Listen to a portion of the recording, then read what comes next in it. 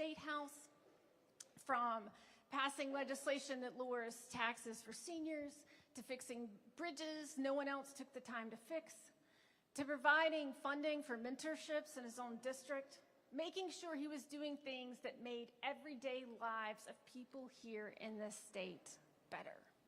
That's what he's about. And I am so grateful to know him. I'm so grateful my daughters know him. Little fun fact, the first campaign in which my daughters canvassed and talked to voters was not my own. It was Dr. Jermaine Johnson's, because they love him so much. It wasn't at my urging, it was theirs. And they wanted everyone to know just how wonderful he was. And they made sure everyone knew he was a doctor, Jermaine Johnson. And so on behalf of my daughters and all of the people whose lives Jermaine has touched to this point, I am so grateful to have him step into this race and into this fight for the future of our state. And with that, I think I'm supposed to turn it over to the other Dr. Johnson, Dr. Evan Johnson. She received her doctorate in PharmD from Presbyterian College, and she has used her training as to really advance the best care possible for seniors and work in the state. And so I'm very excited now to turn it over to Dr. Evan Johnson.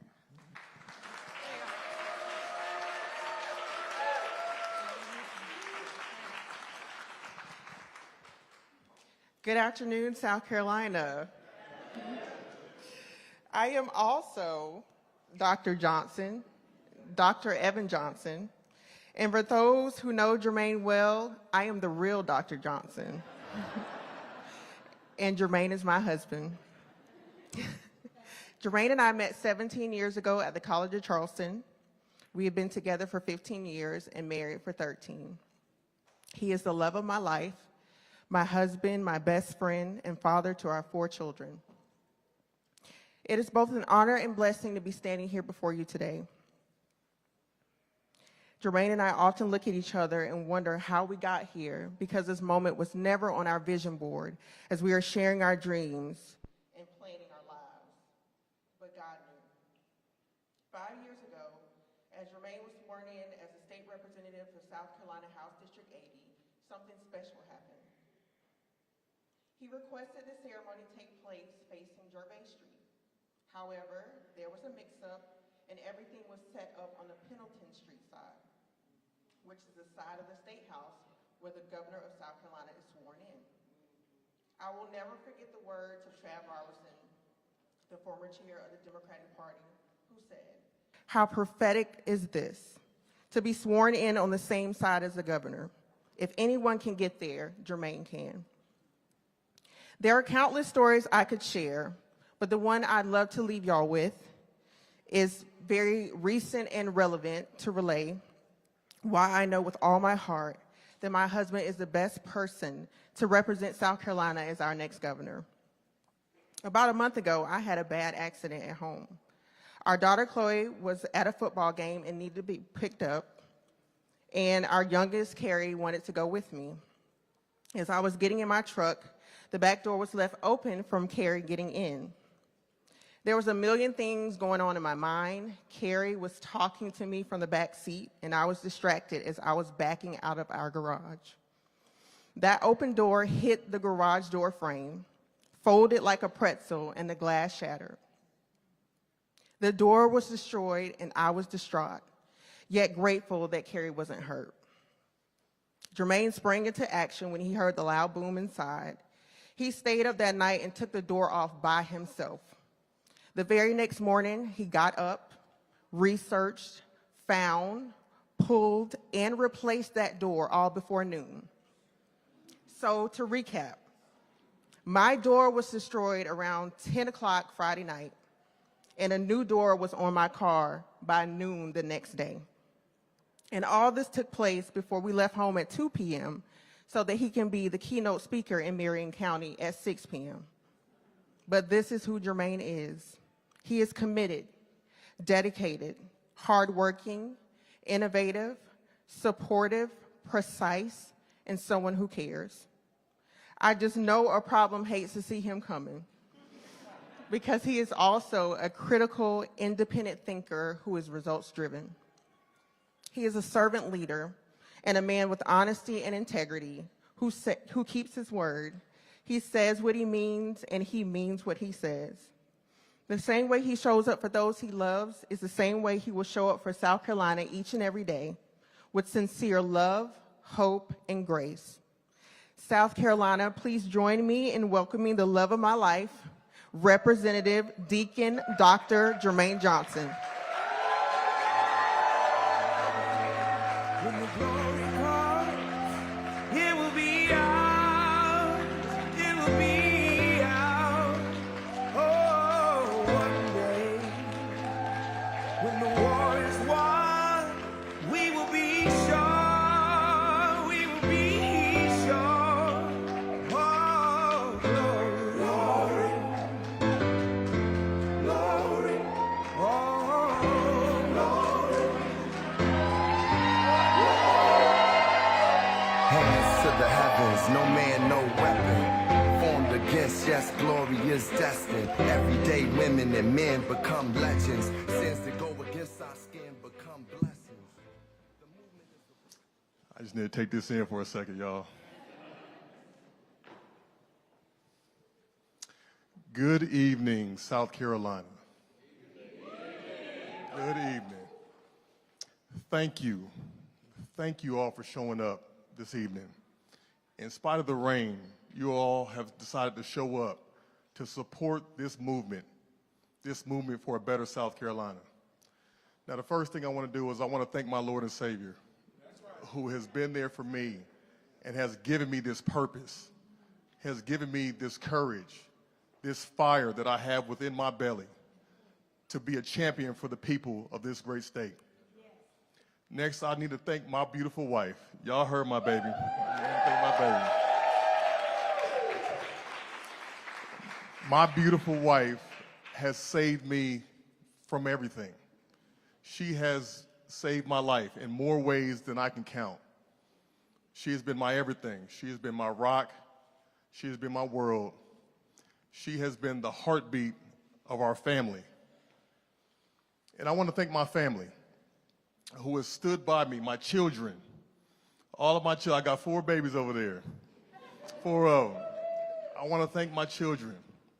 I want to thank my family who, they are not in-laws. These are my family, and they are standing right here, right now. This is my family. They have stood with me. They prayed with me. They prayed for me. They've been in my corner since the beginning.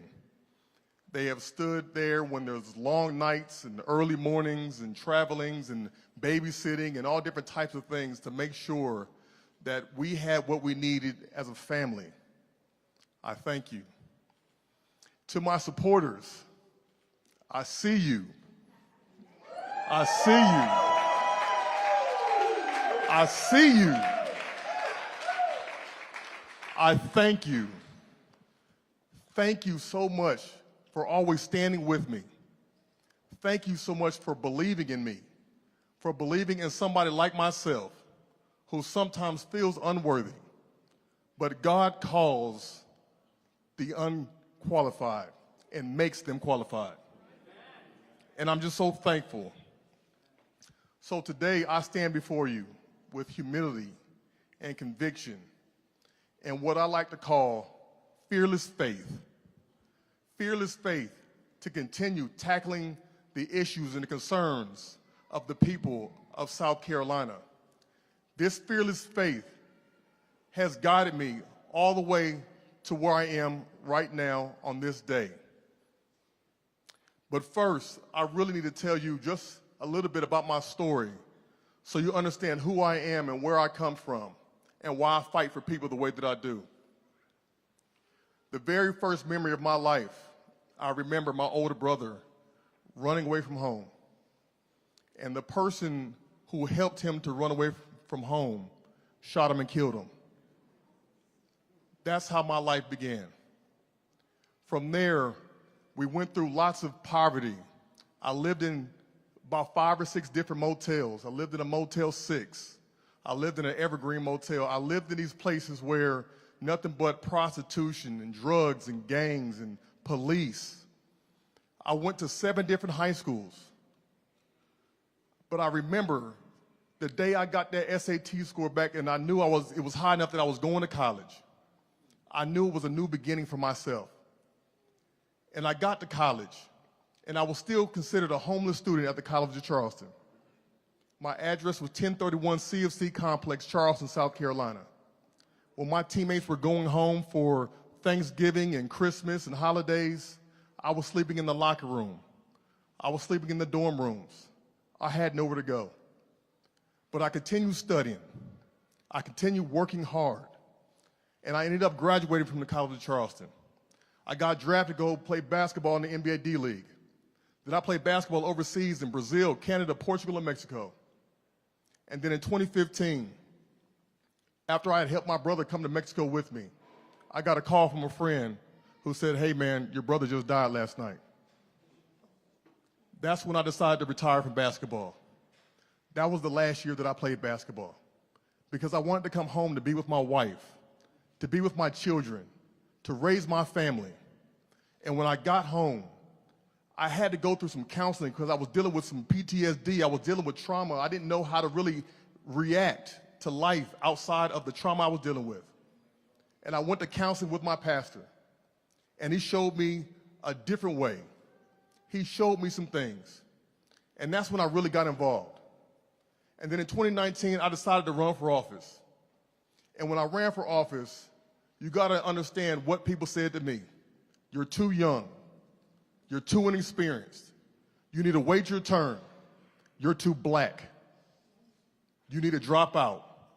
You're disrespectful. But I truly believe what God has for you is for you. I truly believe that. And he had a purpose for me.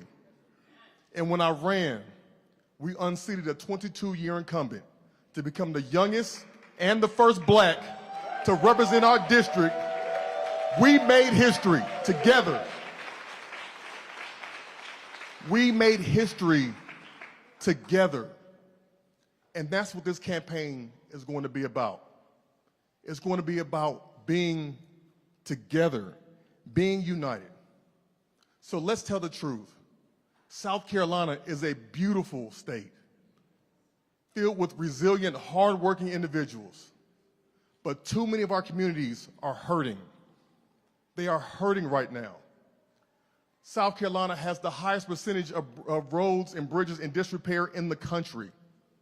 Our roads are the worst in the country.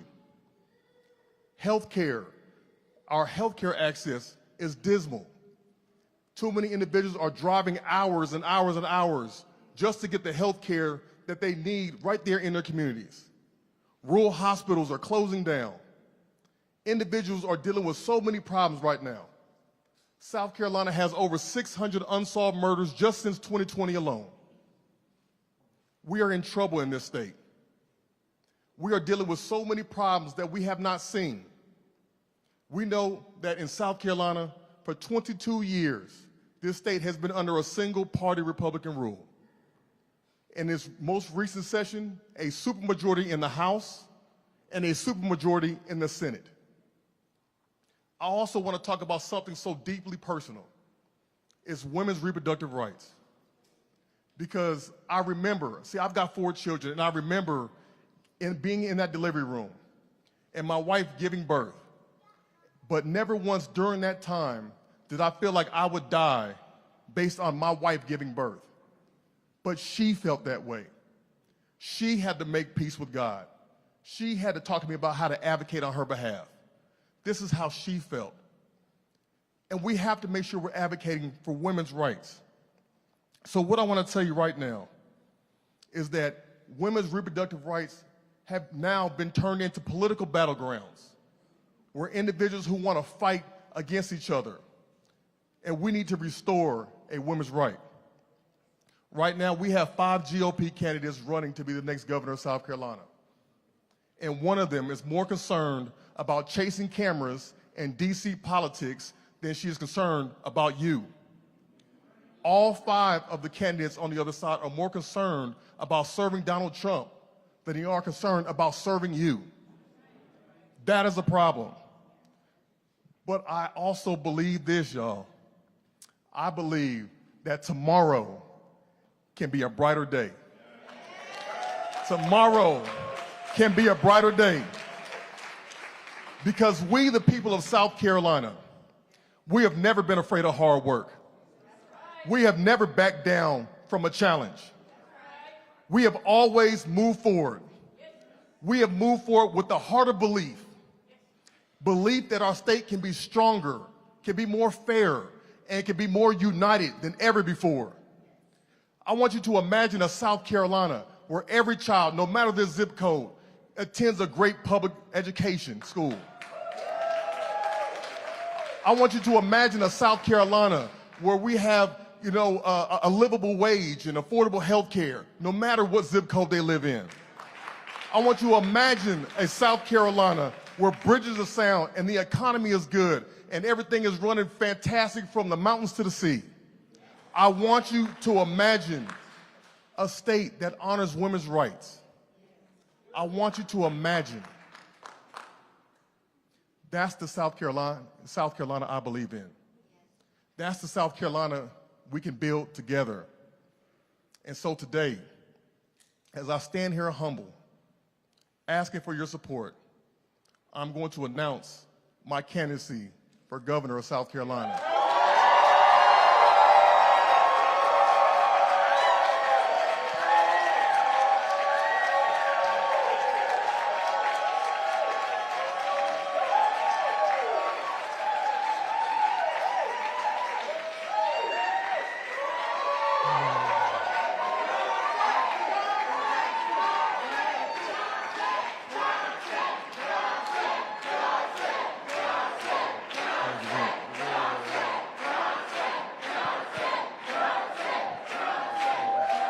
Yes, thank you. Not to seek power, but to serve. Not to divide, but to unite. Not to harp on the past, but to build a future rooted in faith and the heart of belief. When I am governor, we will invest in infrastructure. We will fix these roads. We will fix these bridges. When I'm governor, we will fix public education. We will invest in public education. When I'm governor, we will restore women's reproductive rights. And we'll do this by launching the Joint Committee on Women's Reproductive Rights, which will be comprised of women who are Democrats and Republicans, because they are smart enough to make their own decisions. We're going to raise teacher pay. And yes, because children deserve the best start possible. We're going to support small businesses and entrepreneurs who are the heartbeat of our economy. We're going to support fathers and their families, and we're going to remove any barriers that keep fathers from the homes. We're going to govern with transparency and integrity. We're going to lead exactly how the people of South Carolina need us to lead. Now, I know the road ahead, it won't be easy. I know the forces of division are going to try to destroy us. I know the voices of doubt are going to try to sow seeds of discord. But I have this fearless faith. And this fearless faith is what has propelled me to be in this critical moment in time. One where I don't shrink or cower to these problems, but I rise with purpose and conviction. And I'm going to do that for you. The people of South Carolina deserve better. You will get better. And I want you to understand that I will always be in this fighting for you. God bless you.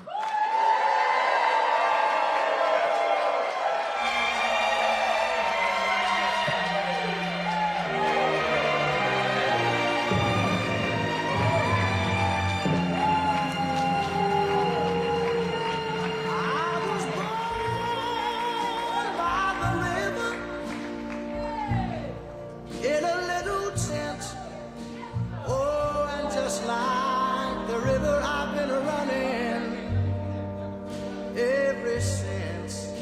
It's been a long time coming, but I know a change gonna come. Oh, yes it will. It's been too hard living, but I'm afraid to die. I don't know what's up there beyond the sky. It's been a long time coming, but I know a change gonna come. Oh, yes it will. I go to the movie and I go downtown. Somebody keep telling me don't hang around. It's been a long time coming, but I know change gonna come. Oh, yes it will. Then I go to my brother. Ladies and gentlemen, if you'll Brother. raise your hand if you're a volunteer who has the QR codes for the donations. If anyone would like to please help us with this fight, you will see some people around with these clipboards with the QR codes. Anything is more than gracious. We will greatly appreciate it. Please approach any of them. They'll be able to help you situate any donations to the campaign. Thank you guys very much. Y'all have a good one. Thank you for being here.